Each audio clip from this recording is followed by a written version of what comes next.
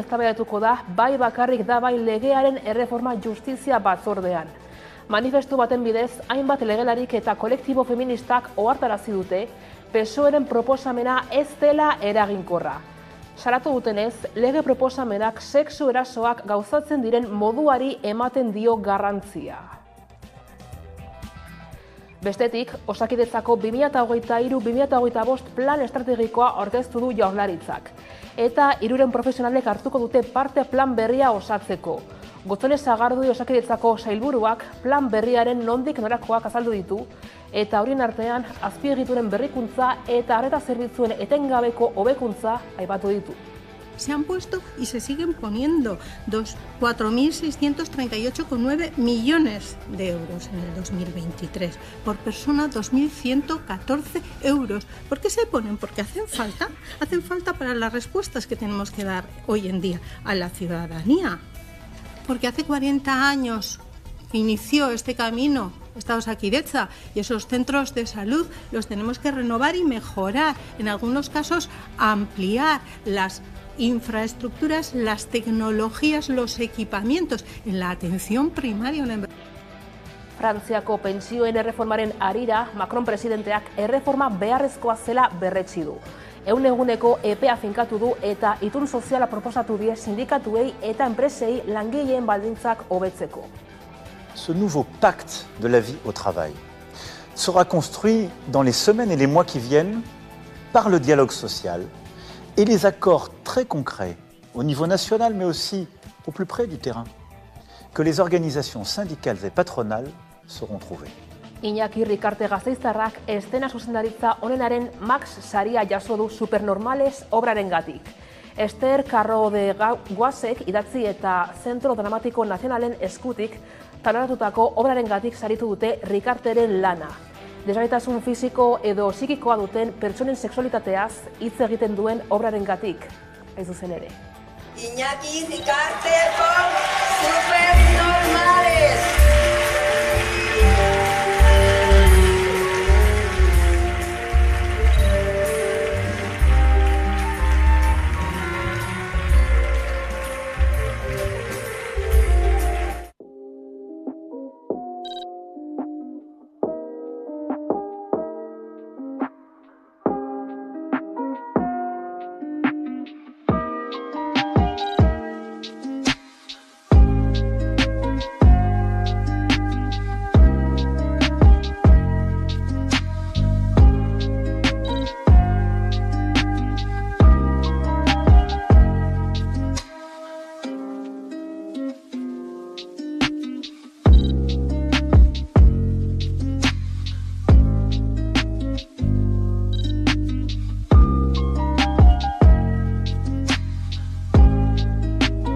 Aita ama, eskerrik asko, a mis hermanos también, Garbiñe, maite zaitut, oian baita ere, bueno, eskerrik asko, agur.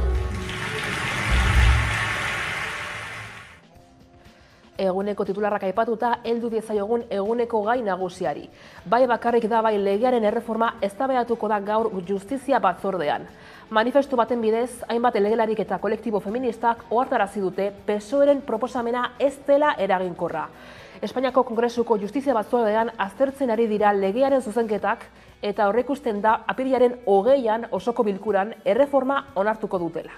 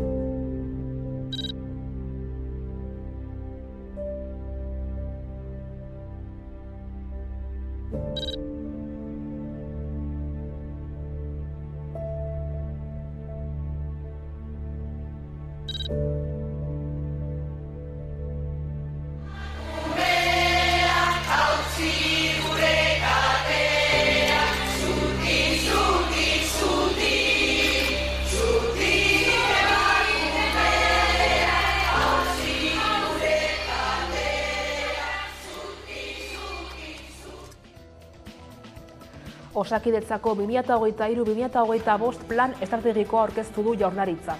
3 profesionalek parte hartu dute plan berria osatzeko. Gotzone Sagarduik osasun sailburuak azaldu du azken urteotan datuek izan duten bilakaera.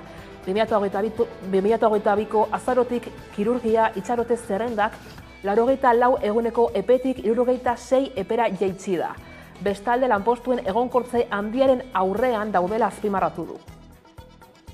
Osakidetzaren 2023-2025 plan estrategikoa aurkeztu du Eusko Jaurlaritzak. Dokumentuan Osakidetzako 300 profesional baino gehiagok parte hartu dute lankidetzan. Plan estrategikoa datozen urteotan erreferentzia estrategikoa izateko sortu da. Denok batera Osakidetza etorkizunerantz bultzatuz lelopean, oraingo eta etorkizuneko inpaktuaren 4 xede talde identifikatzen ditu.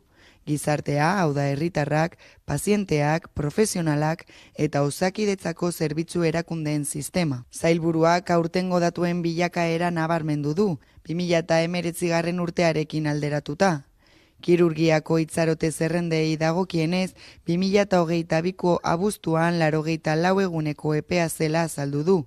2023ko apirilean 76 egunera murriztu da. Sailburuak nabarmendu duenez, 18 eguneko murrizketa lortu da azarotik. Bestalde lanaren ildo estrategiko bat azpimarratu du Sagarduik. Osakidetzan 3.535 lanpostu finkatzeko enplegu publikoaren eskaintzan probak amaitu direla. Eta 2020ko, 2021ko eta 2022ko enplegu publikoaren eskaintzak inskribatzeko aldian daudela. No dejemos de reconocer que estamos en un momento en el que tenemos en Osakidetza más de 11.000 plazas, la mayor oferta pública de empleo, que lo que busca es precisamente establecer esa vinculación con los y las profesionales y esa mejora en la prestación a la ciudadanía.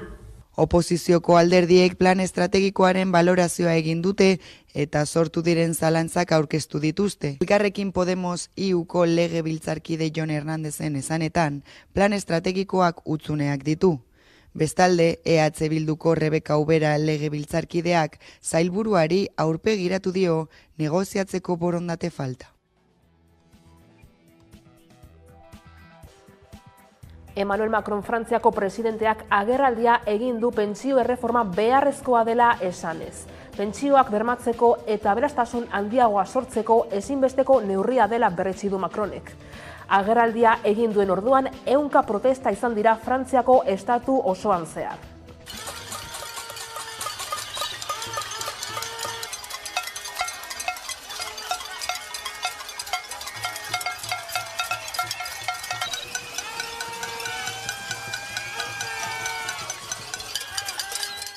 Ce nouveau pacte de la vie au travail sera construit dans les semaines et les mois qui viennent par le dialogue social et les accords très concrets au niveau national mais aussi au plus près du terrain que les organisations syndicales et patronales sauront trouver.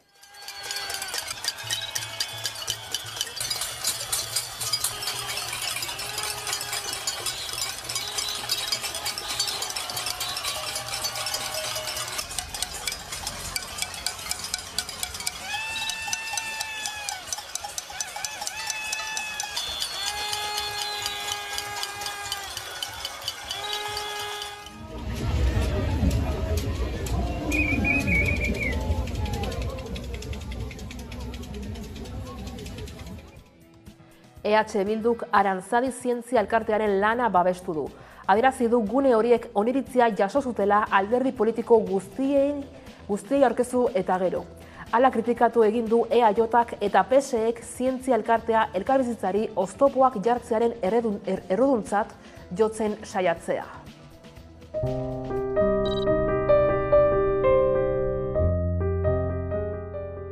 Herri honetan Aranzadi oso errespetatua da. Herri honetan Aranzadiren objetibotasuna ez du inork zalantzan jartzen. Bai, PNVek eta PSOEk zalantzan jartzen dute Aranzadiren lana. Hori da titularra. Beraiek azaldu beharko dute zergatik. Zeren eta orrialde hauek Aranzadirekin adostuak dira. Eta Aranzadik esan du gogorarekin eta gogorak duen protokoloa errespetatuz egin dituela. Hori Aranzadik esan du, nik Aranzadi sinisten dut. Bai? Orduan, ez hori bakarrik, baizik eta orain da denbora asko alderdi guztiei aurkeztu zitzaien eta inorketzun ez ere esan. Mundu guztiari ongi iruditu zitzaion. Orduan, zer egin nahi da honekin? Lokatzetan sartu. Zein da arazoa? Lokatzetan sartu nahi izan dutela EH Bildu, eta azkenean lokatzez beteta Aranzadi atera dela.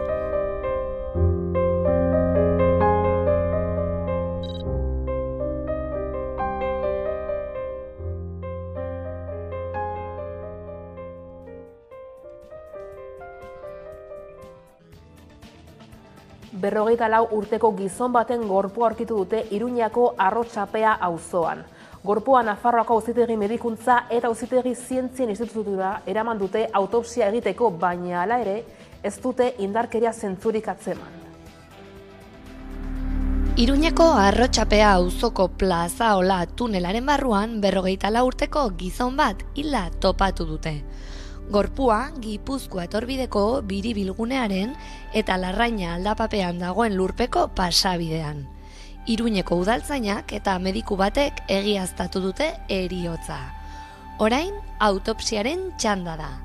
Autopsiak argituko dituelako heriotzaren arrazoiak.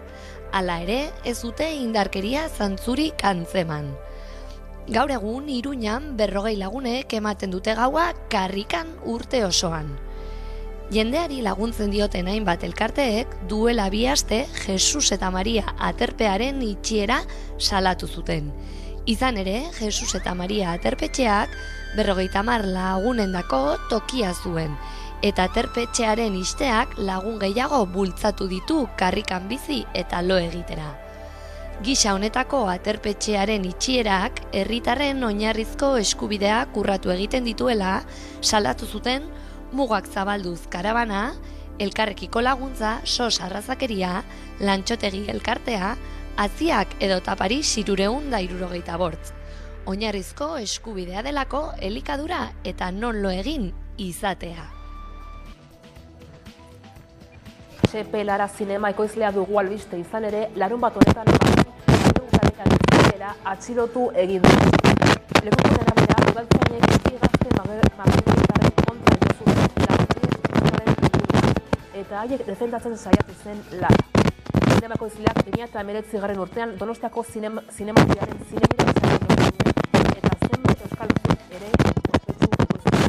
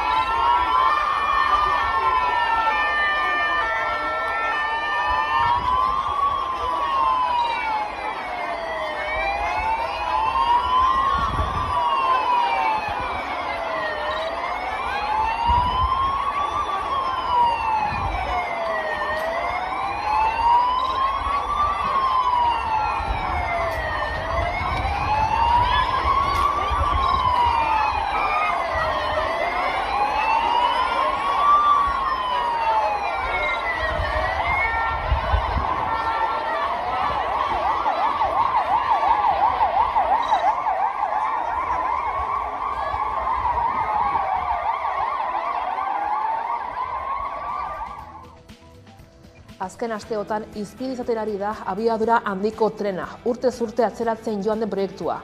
Azken albistetzat da Inigo Urkullu Frantziako garraio ministroarekin bilduko dela, baina eguna oraindik zehazteke dago, Udane Arbeo.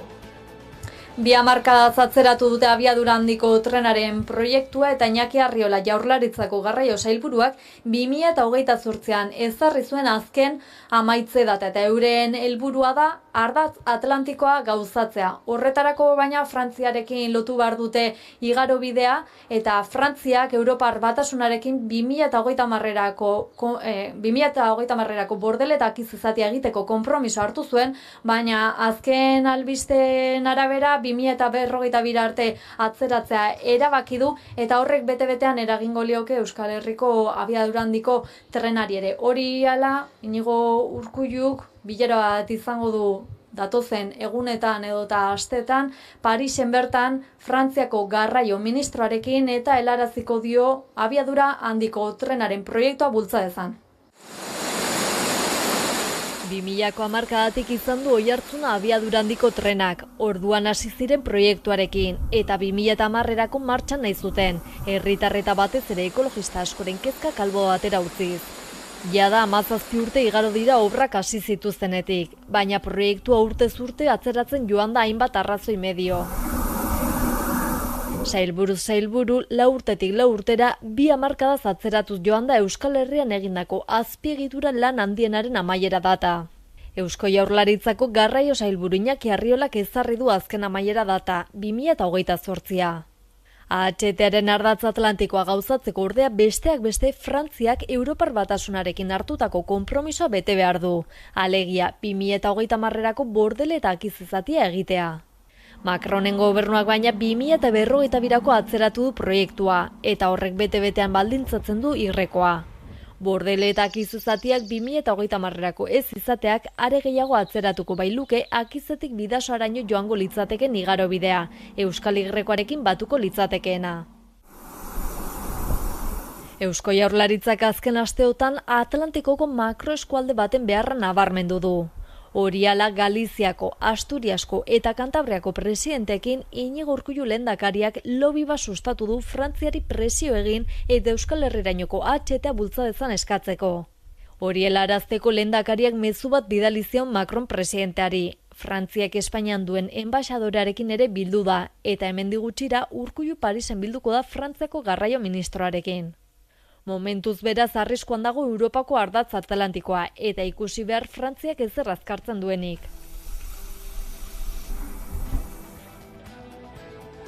Eta iparraldean 30 urte beteko dira abiadura handiko trenaren aurkako borroka hasi zutenetik. Hori dela eta elkarteratzea egin dute Biriatun asteburuan Euskal Herriko hainbat ekintzaiek. Bertan gogoratu dute iparraldean oraindik ez direla hasi abiadura handiko trenaren eraikuntzak, aldiz salatu dute hegoaldean egoera bestelakoa dela. Eta agintari eskatu diete zentzugabekeria hori behingoz utzi eta lanak eten ditzatela. 30 urte doaz borrokan abiadura handiko trenaren proiektua gelditzeko exigitu AHT Euskal Herriko historiako proiektu suntsitzaile, xahutzaile eta antisozialen dute eta hainbat ekintzaiek Euskal Herriko hainbat ekintzaiek Biriatun asteburuan egindako ekitaldian adierazi dute proiektua geldiarazi arte borrokan ariko direla. 30 urte daramatzate borrokan, abiadura handiko trenaren proiektua bertan bera utz dezaten exigituz. AHT Euskal Herriaren historiako proiektu suntsitzaile, xahutzaile eta antisozialenetza dute, eta behin betiko geldiaraztea lortu arte borrokan ariko direla zabaldu dute 4 haizetara Biriatun asteburuan elkartu diren Euskal Herriko hainbat ekintzaileek.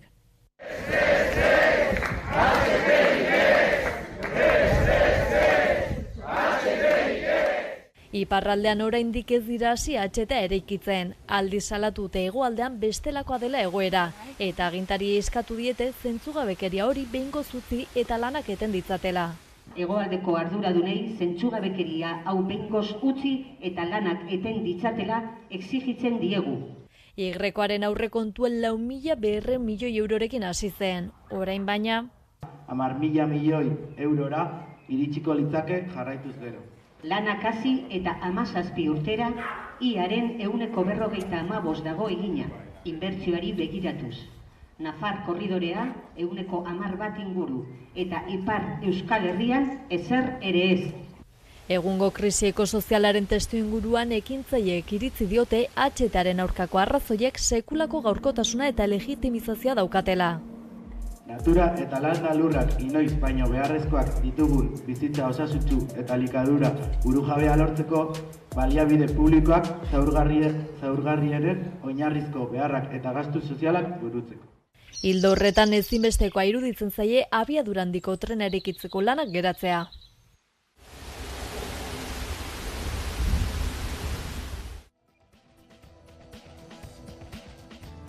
Gasteizko karta sozialak elikadura burujabetzaren alde elkarteratzea egin du. Enpresarien ustiapena zein espolioaren kontra bildu da Gasteizko karta soziala. Nekazari borroken nazioarteko egunaren baitan, nekazarien eta abeltzainen prekarietatea salatu zuten Gasteizen. Bestalde apirilaren 20an mahaingurua antolatu dute Bio Nekazaritza, Bautxe eta N Bizkaia elkarteekin. Landatxo gizarte etxean izango da arratsaldeko 6etan. Elikadura burujabetza. Frente al encarecimiento de la cesta, elikadura burujabetza. 218 milioi euro irabazi zituen. Eta 718 milioi euro irabazi zituen. Carrefourrek Palestinarren lurretatik espoliatutako produktuak saltzen ditu.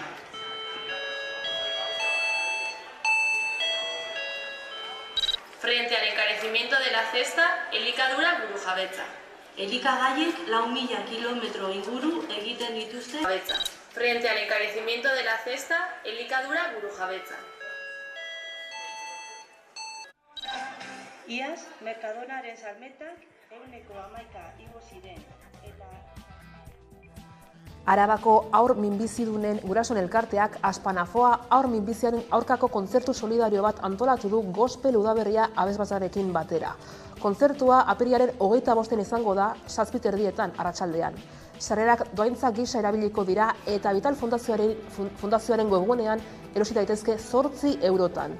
Parte hartu ezin baina talde honi lagundu nahi diotenek, bizun bat bidali ahal izango diote 01723 zenbakira.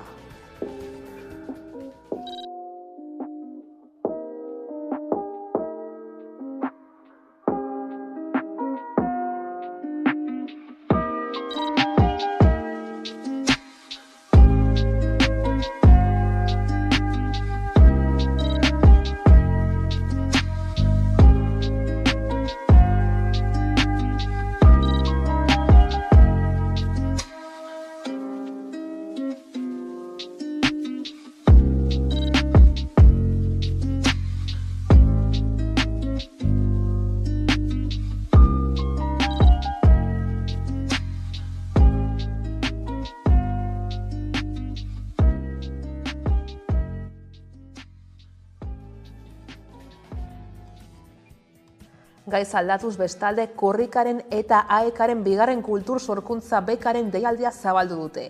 Horrez gain, Badon proiektuko gideek, aurreko bekaren irabazleek, 23. korrikan taularatuko duten lanaren aurrerapenen berri eman dute. Udane. Hurrengo korrikak ekarriko duen berrikuntzetako bat, kulturlan baten ekoizpena izango da korrika kulturalaren aterkipean eskainiko dena. Horretarako korrika AEK kultur sorkuntzarako lehenengo beka jarri zuten abian eta irabazleek Badon proiektua dakarte eskuartean. Opera garaikida izango da azarotik aurrera 23. korrikaren ekitaldi kultural nagusia. Bestalde gaur hemen Azpeitian Dinamo Sormen gunean bekaren bigarren deialdia luzatu dute eta Ane Elordi korrikako koordinatzaileak bigarren edizioaren oinarriak aurkeztu ditu. Entzun dezagun. Xedea bada Sormen lana bultzatzea eta lan hori gero 24. korrikako kulturalean plazaratzea. Beka 23.000 eurokoa izango da eta aipatu bezala 24. korrikan aurkeztuko da. Hau da, 2025ko azarotik korrikak iraun bitartera. Eta amaitzeko jakin gaurtik aurrera zabalik dagoela parte hartzeko epea urriaren 31 arte. 2023ko sormenek 2 agerraldi publiko egin ditu, lehenengoa udaberrian eta bigarrena udazkenean. Aurtengo edizioan zaintza hartu dute gogoetagai eta sormenerako pizgarri. Udaberrian kultur sortzaileen plazan hartuko diren edukiak eta proposamenak aurkeztu dituzte gaur goizean.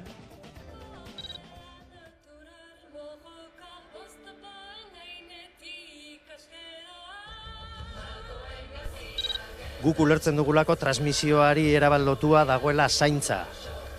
Sorkuntzari erabat lotua dagoela zaintza eta amatasunari iazkoarekin lotura egitearen erabat lotua dagoela zaintza.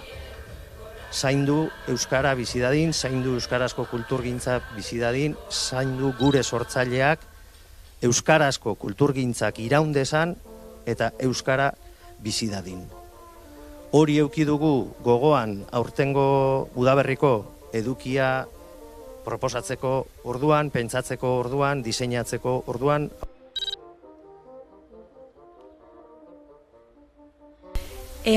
Udaberriko edizio honetan, Galdakaoko sortzaileak inoiz baino gehiago izango dira, parte hartuko dutenak. Gu gure partetik zaintza izan da edizio honetako ildo nagusia, konbite berezia egin nahi dugu ikus-entzule eta parte hartzaile guztiei eszenatokiko beste aldean. Sorkuntza maite dugu herri honetan, sortzaileak zaindu nahi ditugu, baina sortzaileak ez dira ezer, eszenatokian beste aldean inorrez baldin badago. Esferika Rioja jaialdiaren 3. edizioa aurkeztu da. Abuztuaren 18tik 20 ospatuko da Guardian, Bastidan eta Eltziegon. Musika taldeen artean Mortxeba, Morgan eta Gatibu aurkitu ditzakegu kartelean.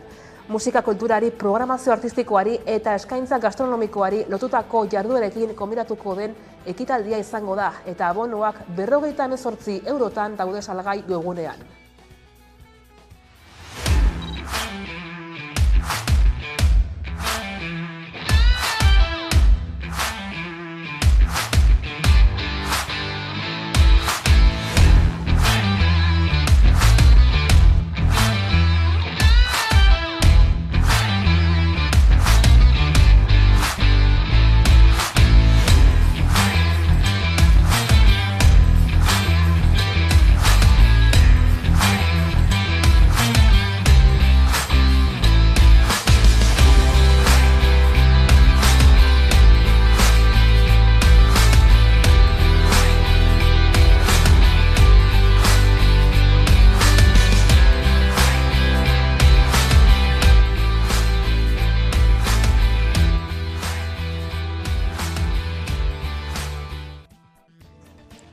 Eta eguneko elkarrizketari tartea zabalduko diogu orain. Gaurkoan Arkaitz Fullaondorekin izan gara, ikuspegi immigrazioaren euskal behatokiaren ikerlariarekin.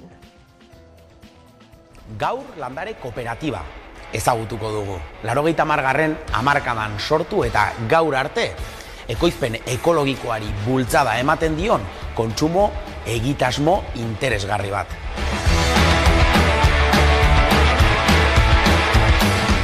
Horretarako, landarera bertara joango gara. Ondoren, solasaldi interesgarri bat edukiko dugu, gaiarekin adituak direnekin. Eta bukatzeko errezeta goxo bat. Beraz, badakizue, ongi etorri denon topalekua den geltoki honetara.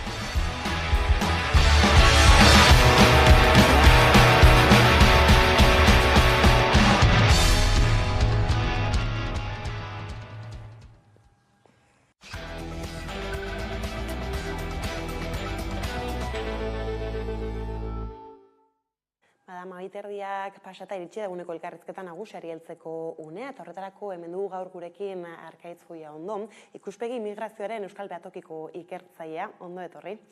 Gurera. Eta azken berri iso hasiko gara hizketan, izan ere Eusko Jaurlaritzak gorroto gertakariei buruzko 2022ko txostena argitaratu zuen atzo, eta hor, bestak beste aipatzen da ez, nola gorroto delituak igo egin diren, ez? Hor Jaurlaritzatik arrazoi ezberdinak aipatzen ziren, ez dakit datu horiek, ez? Begiratzeko hastia izan duzuen edo zirakurketa egin daiteken?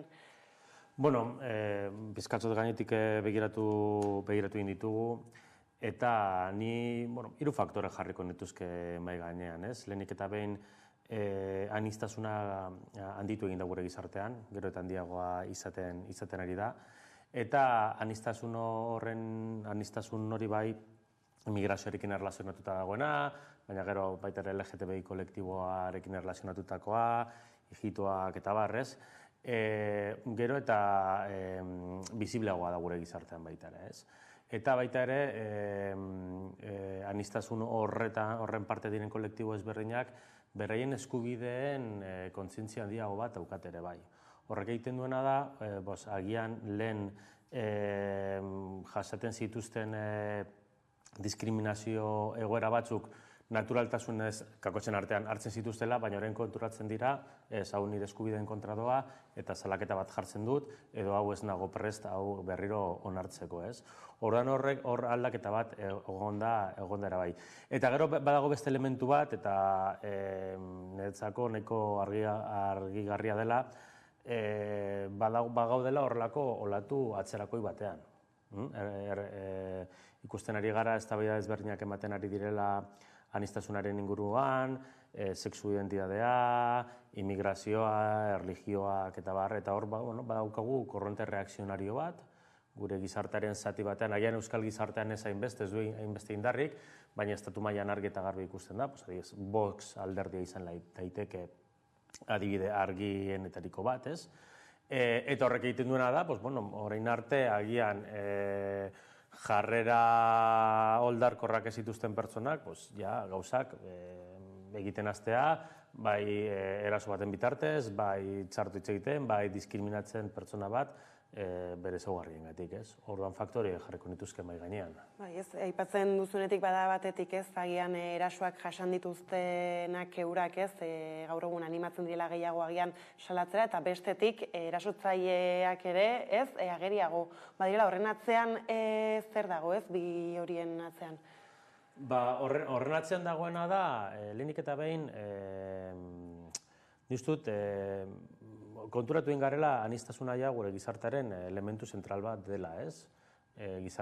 Izan baginen, ez? Euskal gizartea urteak eta hamarkadak daramatza anitza izaten bere dimentsio desberdinetan, baina ustut aniztasun horren kontzientzia hartuta dagoela eta kolektibo desberdinak baita ere kontutan hartzen dutela eta enpoderatu edo ahaldundu egiten azten egin direla, ez? Eta horrek eramaten ditu, beraien eskubideak aldarrikatzera lehenagian egiten ez zuten bezala, ez? Adibidez, desgaitasuna beti existitu izan da. Baina historikoki desgaitasuna, arazo hau dituzten elbarriak diren pertsonak, edo, osasun mentalarekin arazoak dituzten pertsonak, ez? Alboratzen, txokoratzen genituen, baina gaur egun, onartzen dugu hori desgaitasuna landu egin behar den gauza bat dela, eskubide batzuk dituztela, eta ez direla txokoratu beharreko pertsona edo kolektibo batzuk. Adibide bat jartzarren, baina desgaitasuna hor egon da beti, ez? Eta immigrazioarekin edo LGTBI kolektiboarekin berdina gertatzen da, ez? Ni uste dut hor kontzientzia hori hartzen denean, alduntze hori ematen denean, horrek sortu egiten ditu errebindikazio batzuk, eta askota salaketa bat jartzea. Bai, ez nahi tekela agian orain artean ageriagokoak ziren horiek, ez gizartean ere barneatutak egotea eta desgaitasuna bezalako horietan ez fijatzea, eta agian horrek ere gorantza egin dezakeatu zen urteetan, adibide moduan, ez, desgaitasuna aipatuta. Bai, ni uste dute hori, eta gu ikuspegin atera dugun azken monografikoan, zabalduren azken monografikoan gai hau landu egiten du, aniztasuna desberdintasunaren ikuspuntutik, ez?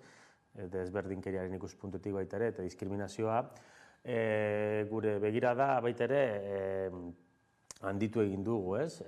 Eta orain arte ikuspegin beti landu izan dugu immigrazioaren fenomenoak sortzen duen aniztasuna, baina gaur egun beste aniztasun batzuk edo beste aniztasun batzuk baino beste errealitate batzuk ere lantzen ditugu, ez? Hijito herriaren egoera, LGTBI pertsonen egoera, sexu eta genero identitatea, erlijioak, eta gero badaude desgaitasuna, adina, arrazakeria eta beste dimentsio batzuk. Eta horrek ematen diguna da, gure gizartea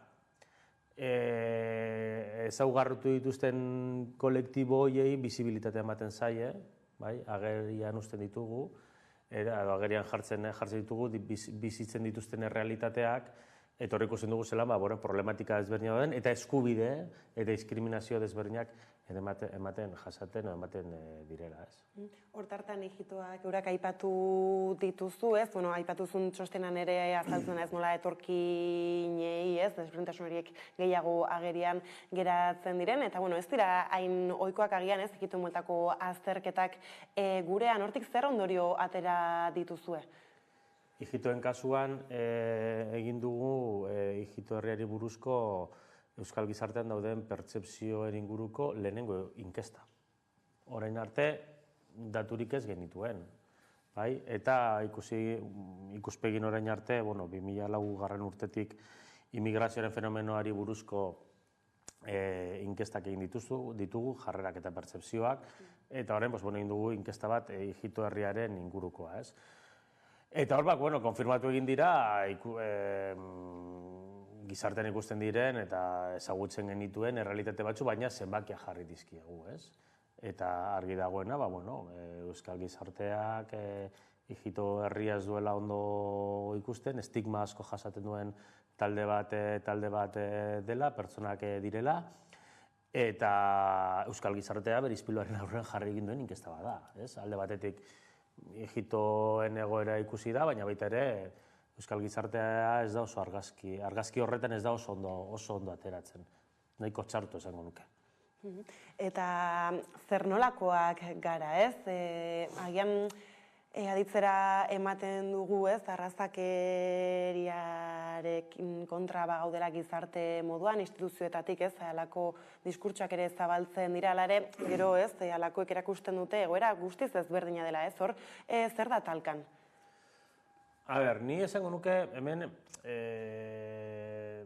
dimentsio desberdinak egon daitezke, ez? Eta baita ere kontutan izan behar dugu errealitatea, gure gizartean badago arrazakeria eta badago xenofobia. Eta hori horrela da, ez? Hala ere, arrazakeria eta xenofobia hau barneratua daukagu hainbat elementuetan, eta horra argi ikusi da migrazioarekin erlazionatuta, estereotipoen inguruko diskurtsoak eta bar, baina aldi berean onartzen dugu aniztasuna ona dela gure gizartearentzako. Orduan, hor bagaude horrelako dialektika dikotomia batean. Zergatik, Euskal gizartea irekia delako datuak eta datuak horrela erakusten dute. Euskal gizartea aniztasunaren errealitatera irekia dagoen gizarte bada eta tolerantzia nahiko handia duen gizarte bada eta hori aldagai guztiak erakusten digute. Horrek esan nahi du arazorik ez dagoela? Ez. Horrek esan nahi du testu ingurua ez dela txarra gai hauek lantzeko eta arrazakeria eta xenofobia lantzeko. Zergatik, sentsibilitate bat egon badagoelako, bai? Sentsibilitate bat egon badagoelako eta hori baita ere ikusten da, diskurtso politiko-instituzionaletan edo sozialetan, bai sindikatu, mugimendu sozialak, alderdi politikoak, erakundeak eta bar, aniztasunaren kontrako diskurtso bat ez izatea, hori fundamentala da, horrek azkenean marko bat ematen dizulako, ez? Adibidez, gu gurean Vox bezalako alderdi batek indarrik ez izatea hori oso, nada, zeratik, ez dituelako beste diskurtso batzuk legitimatzen.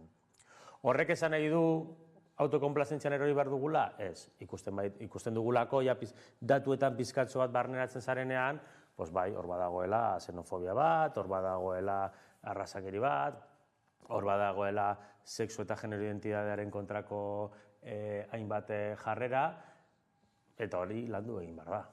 Bai, ez da, kolektiboak eurak ez, bai, hijitoak, edo, beste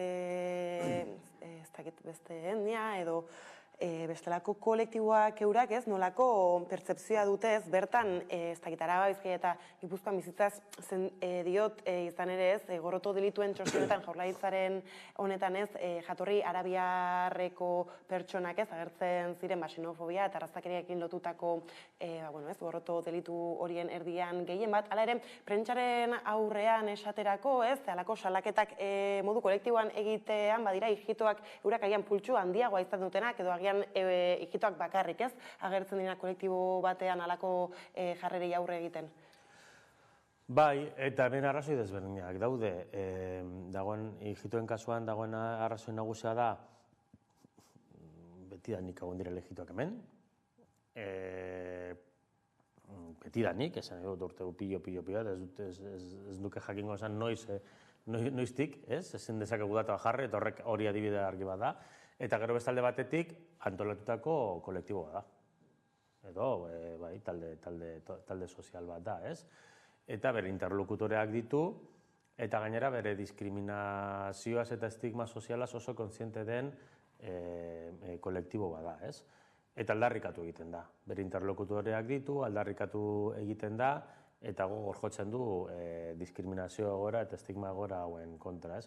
Eta gainera esango nuke baita ere, nahiko azken aldian ikusten ari gala zelan hijitoen elkarteetan edo talde berriak sortzen ari direla, gazteak, emakumeak, ez? Horrako beste aldarrikapen batzuk egiten, agian pizkat politikoagoak izan daitezkenak, eta bar, eta nahiko interesgarriak izan daitezkenak. Arabaren kasuan, edo kolektibo musulmanaren kasuan, egoera oso desberdina, lehenik eta beniz daudelako antolatuta, denbora gutxiago dara matelako hemen, eta ez dutelako, esan dezakegu, ez daukate hori antolaketa indar hori. Eta gero beste alde batetik, gure gizartean, immigrazioaren arloan argi eta garbi ikusten da, euskal gizarteaneko islamofobia pisua daukala, ez? Eta handi batengatik, edo horregatik baita ere, zu komentatu zuen datu hori ematen da, ez? Gorroto delituetan, arabiar jatorriko populazioa nagusi izaten da.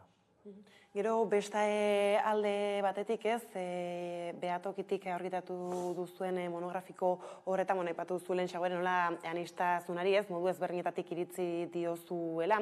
Hor bestak beste pobreziaz ere aritu zarete ez, eta orain gaude ez, momentu betean, non krisialdi anitzez ere hitz egiten dena, hortik ze ondorio atera dituzue? Argi eta garbi ikusten dela, hor gehien bat enfokatu ingara, edo zentratu ingara etorkinen jatorri atzerritarreko populazioan, eta hor argi eta garbi ikusten da, ezagutzen den egoera bat, jatorri atzerritarreko populazioa beren pobrezia tasa asko saltuagoa dela, eta hor arrazoi desberdinak daude, lehen arrazoia da, etortzen diren etorkinak ekonomikoak direla, horrela kalifikatu egiten dira, lanera etortzen dira eta lan enplegu, lan sektore prekarioenetan kokatu egiten dira. Lana lortzen dutenak, lan prekarioak lortzen dituztera. Bestalde batetik, ziklo ekonomikoarekiko sentsibilitate handia daukan kolektiboa da. Hau da, ekonomia gorantz jotzen duenean, lana lortzen dute, baina lan prekarioak, eta ekonomia berantz jotzen duenean, lan merkatutik kaleratuak diren lehenak beraiek dira.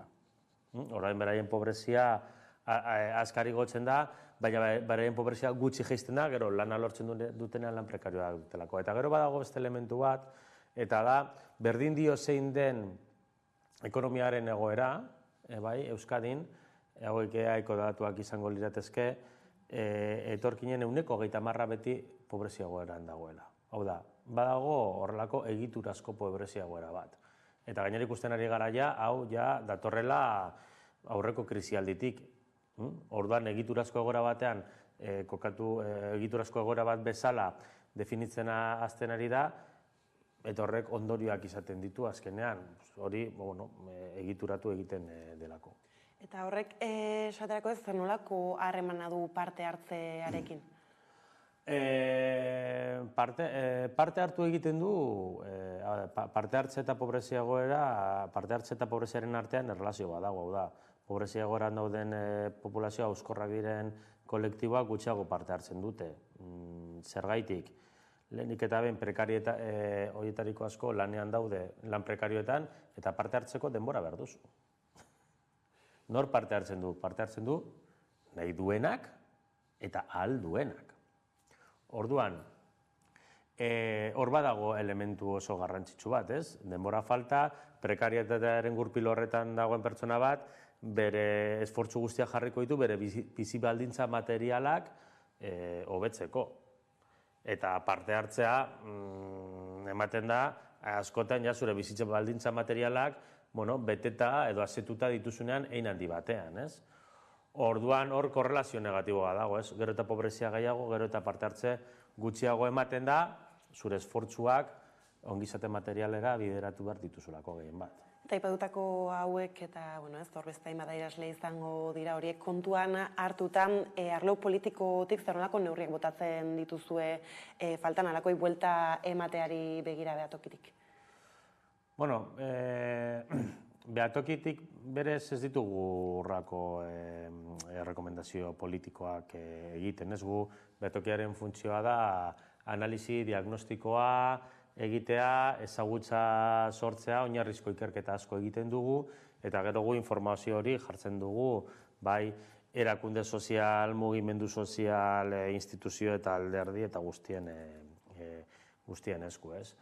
Hala ere, gu bai argi daukaguna da, eta bai uste duguna da, gai hau zentralitatea behar duela. Eta askotan, sentsazioa daukagu immigrazioari buruz asko hitz egiten dela, oso gai interesgarri izan delako, eta titular asko ematen dituen gai bat delako, gatazkoatsu izan daitekelako momentu batzuetan, eta horrek sortzen ditu horrelako dinamikak, baina gero politiketara joaten garenean, eta berdin zaigu zein den instituzioa eta bar, ez da lehentasunezko elementu bat. Ez da izaten lehentasunezko elementu bat, ez? Eta bai uste dugu, hau lehentasunezko elementu bat izan behar duela, zergaitik. Ez hainbeste immigrazioaren fenomenoa, baizik eta euskal gizartea asko aldatzen ari da, asko aldatu da, eta fenomeno berriak ematen ari dira, ez? Eta fenomeno berri horiek erlazionatuta dago gure gizarte multikultural honekin, ez? Eta hori, horrek behar du eragin politiko handiago bat, eta gai hau zentraltasun handiago bat esango nuke izatea. Gainera, aniztasuna beraren pertzepzioa Euskal Autonomia Erkidegoan aztertzeaz gainez alderaketa ere egin duzu Europar Batasunarekin hor, batetik zergaitik ez den garrantzitsua aldako alderaketak egitea eta zer nabarmenduko zenuken horretaz? Hartu dugu neurtu inkesta egin genuenean, azken inkesta egin dugunean, erabili genituen eurobarometroak, Europako batzordeak egiten duen eurobarometroak egituen galdera berdin batzuk egin genituen alderaketa egiteko. Zergatik, azkenean zu jakiteko ondo otzartu zauden, edo nola zauden, alderatu egiten zara, ez? Argi dago, segun horrekin alderatzen zare, argazkiago, politago, hobeto txarrago aterako zara, ez? Orduan gu alderaketa bat egin dugu, Europar Batasunarekin, Europar Batasunaren barruan dauden estatu desberdinekin, eta hor kokatu egin gara.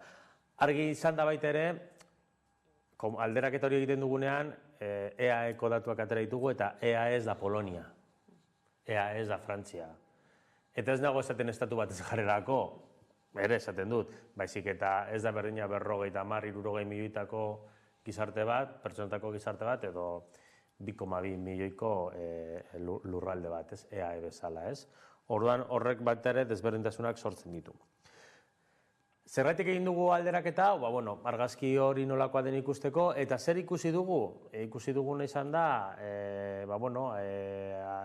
argazkian ez garela intzarto ateratzen, termino orokorretan, Euskal gizartea aniztasunarekiko nahiko irekia dela, sentsibilizatuta dagoela, uste duela hezkuntzan landu beharreko gai bat dela, bere dimentsio desberdinetan, uste duena lan munduan ez dela nahikoa egiten aniztasunarekin erlazionatutako diskriminazioaren kontra ez dela nahikoa egiten lan munduan, hori ere garrantzitsua da, eta baina gero, badago beste elementu eguneko kurioso bat, eta agian zuk esan duzunaren harira, ez? Irekiak gara, baina gero galdetzen duzunean arlo pertsonalera eramaten dituzunean, ez? Eta hor badago eurobarometroak eta gure inkestak egiten duen galdera bat, da, ze erosotasun maila izango zenuke, zure seme-alaba bat, adiz, hijito batekin eskonduko balitz, pertsona beltz batekin eskonduko balitz, bere sexu berdineko pertsona batekin eskonduko balitz, edo erlazio sentimental izango balu. Hau da, aniztasun hau ja elementu dimentsio pertsonal horretara eramaten dugunean, hori ez garain ondo ateratzen.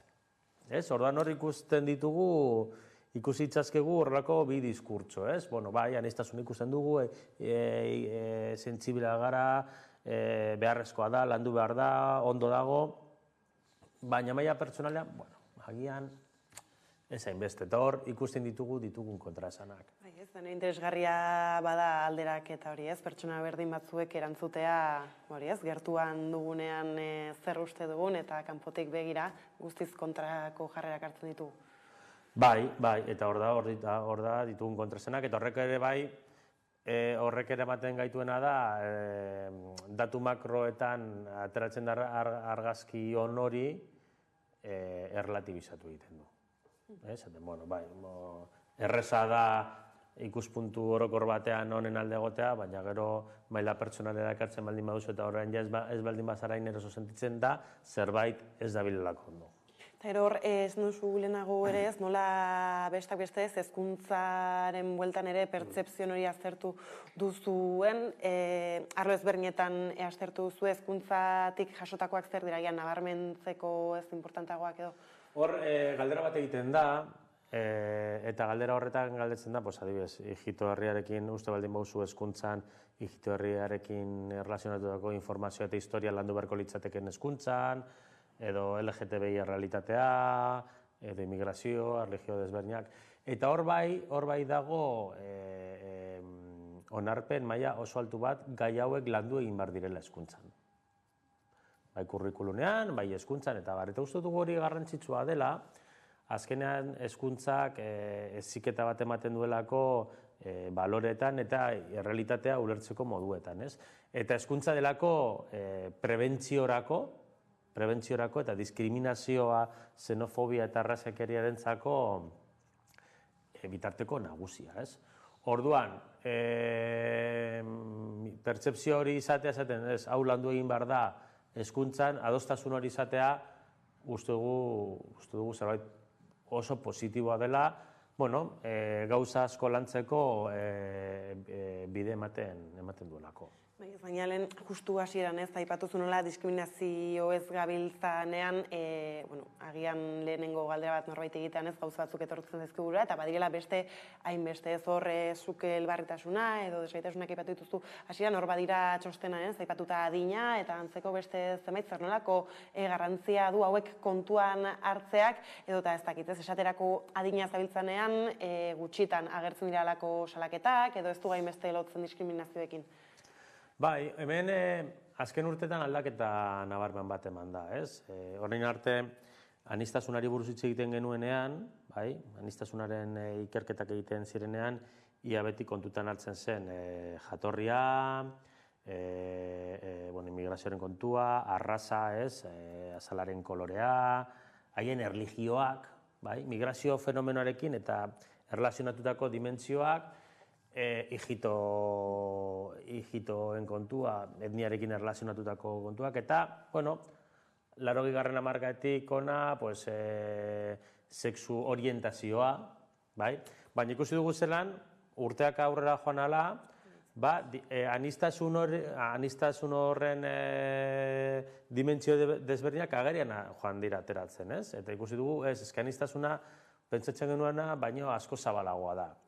Eta ikusten ari gara, ikusi dugu zelan erlijioa dimentsioa da, adina dimentsio bat izaten ari da, populazioaren zahartzarekin batera datozen problematikak ateratzen direlako, desgaitasuna, generoa, sexu nortasuna, ez orientazioa baizik eta nortasuna, transexualitatea, ez? Eztabaida hauek orain zentralitatea daukatu gure gizartean eta landu egin behar dira. Eta dimentsio guzti horiek lantzen dituzuenean ikusten duzu beste argazki bat, ez? Asko zabalagoa, eta, gero hor sortzen diren dinamikak problematizatu egin behar dira, zetik azkenean, lehen elkarrizketaren hasieran esan duguna, ez? Pertsona bat bere eskubideak aldarrikatu egingo ditu, kontziente denean eskubide horiek dituela, ez? Eta hori zahartzearekin gertatzen ari da, ez? Zergaitik ezin daiteke banketxera joan errezibo bat ordaintzera, eta zergatik egin behar dut digitalki, 85 urte baldin baditut. Galdera hori ez genuen plantatzen hori dela 15 urte. Ez? Baina hor ematen da urraketa bat. Bai ez, eta geroz eta anitzagoa ere ez, baden gizartean azken finean azterketak egiterako orduan besterik ez da geratzen. Eta, ez, bukatze aldera, monografikoa aurkeztu duzue orain gutxi, ez dakit orain esku artean zerbeste duzuen? Bai, hasieran komentatu dizudan bezala, ikuspegi, orain arte, immigrazioan ikuspegi behatokia, immigrazio gaietan zegoen zentratuta, immigrazioa izaten jarraitzen du gure lan eremu nagusia, baina beste gai batzuk ere lantzen hasi gara, ez? Eta 2019 urtean egin genuen lehenengo diskriminazioari buruzko pertzepzio inkesta bat, gero egin genuen LGTBI kolektiboaren inguruko inkesta bat, pertzepzioak eta bar, eta jarrerak, orain egin dugu hijito herriarekin erlazionatutako eta prestatzen ari gara erlijioi buruzko bat. Eta gure helburua da, urtez urte gai bat lantzea, jarrera desberdin hauek identifikatu ahal izateko. Eta horretaz, aparte, urtero egiten dugun immigrazioaren inguruko barometroa. Erlijioaren bueltakoa ere, interesgarria izango da, izan ere hori ere ez dugu aintzat hartzen, edo ematen dugu pasatuko zerbaitentzat, mila esker Argaitz gaur gurekin izatearren. Eta horrela iritsi gara albistegiaren bukaerara, besterik ez gure aldetik, horiek izan dira gaur eguerdiak gurean gaur utzi dituenak. Gogoratu guztiak eta gehiago nahi duzen aldiro 11 puntu esatarian daudela eskuragarri. Gero arte.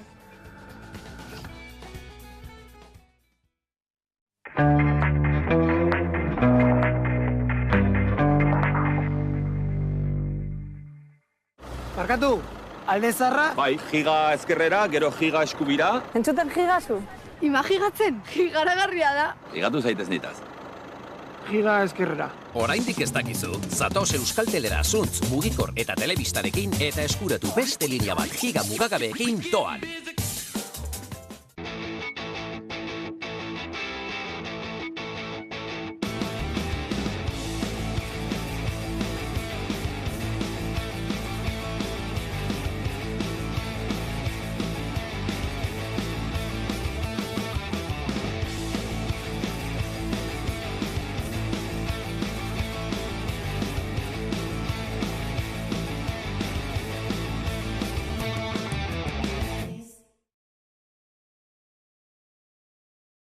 Inigo Etxezarreta naiz, ETSko abeslaria.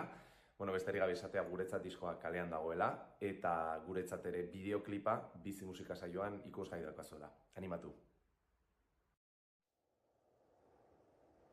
Bai, mila aldiz irudikatu zaitut nire belarrira xuxurlatzen. Bai, orduak agortu zure gorputzeko azal guztia zeharkatzen. Gerritik heldu nazazu gaur bekaturik ez da, gaur bihurtuko dugu dena egia. Goxo-goxo itzegidazu dantzatu bitartean, hartu dezagun bizitza guretzat, guretzat. Gorde ditut musu eroenak, guretzat. Debekatutako jolasak, guretzat. Amaiera gabeko bidean, gau bakoitzaren ostean dator, egun sentirik ederrena, orain bizitza guretzat da.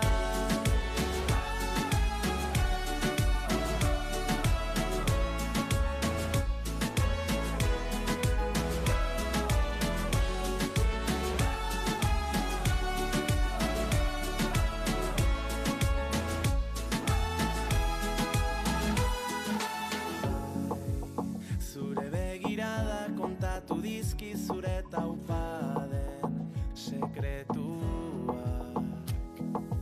Bai, gau honetan galdu nahi dut oreka aurkitu arte zure eskuak. Gerritik heldu nazazu gaur bekaturik ez da, gaur bihurtuko dugu dena egia. Goxo-goxo itzegidazu dantzatu bitartean, hartu dezagun bizitza guretzat, guretzat. Gorde ditut musu eroenak, guretzat. Debekatutako jolasak, guretzat. Amaiera gabeko bidean, gau bakoitzaren ostean dator, egun sentirik ederrena, orain bizitza guretzat da.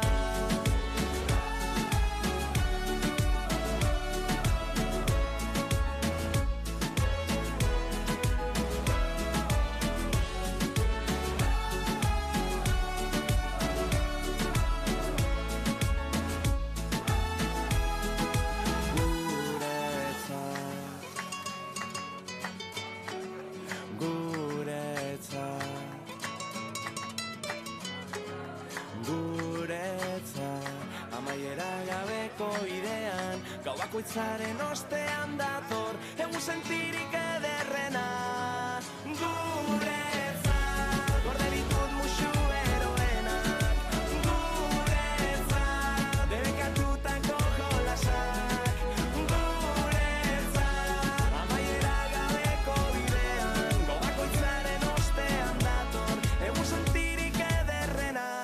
orain bizitza guretza da.